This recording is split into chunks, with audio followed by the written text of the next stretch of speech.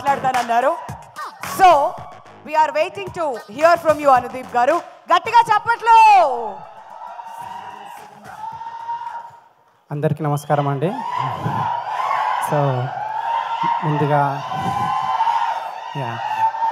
ఇక్కడికి వచ్చిన గెస్ట్లందరికీ నమస్కారం.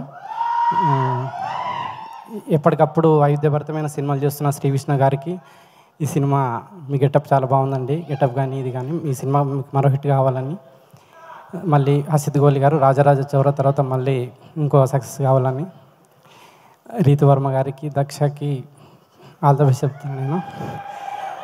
తర్వాత ఎప్పుడు వరుస సినిమాలు చేస్తున్న పీపుల్ మీడియా ఫ్యాక్టరీ విశ్వప్రసాద్ గారికి కంగ్రాచులేషన్స్ చెప్తూ ఇది ఇంకో హిట్ కావాలని కోరుకుంటూ థ్యాంక్ యూ. అందీప్ గారు ఒక్క నిమిషం అండి. సో నేను ఎలానో కొన్ని పదాలు అడిగితే మీరు చెప్పలేదు కాబట్టి మీరు ఇప్పుడు మా ఆడియన్స్ కోసం ఏదైనా ఒక అచ్చ తెలుగు పదం నేర్పించవచ్చు కదా. మీరే సార్, మీరు నటిస్తారా సీరియస్గా ఇలానే ఉంటారు? నాకు ఇప్పటికీ అర్థం కాదు సార్. ఒక్క అచ్చ తెలుగు పదం ఏదైనా. డైరెక్టర్ అంటే ఐఎమ్ షూర్ చాలా చాలా పదాలు వచ్చే ఉంటాయి. ఒక్క పదం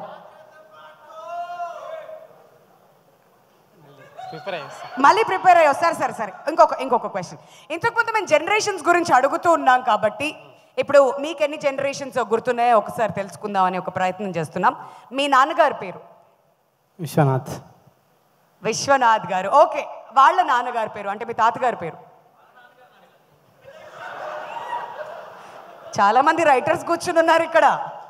ఓకే సార్, మీ తాతగారి పేరు? అనుదీప్.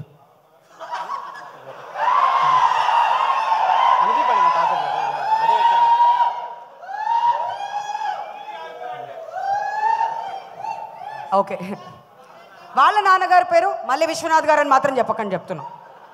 సందీప్.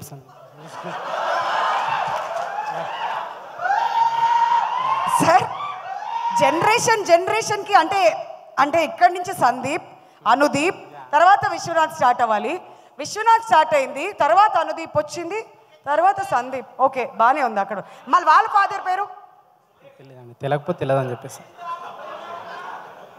అంటే ఇంతకుముందు కూడా మీకు తెలిసే చెప్పారు. ఆ సందీప్ అనుదీప్ పక్క కదా?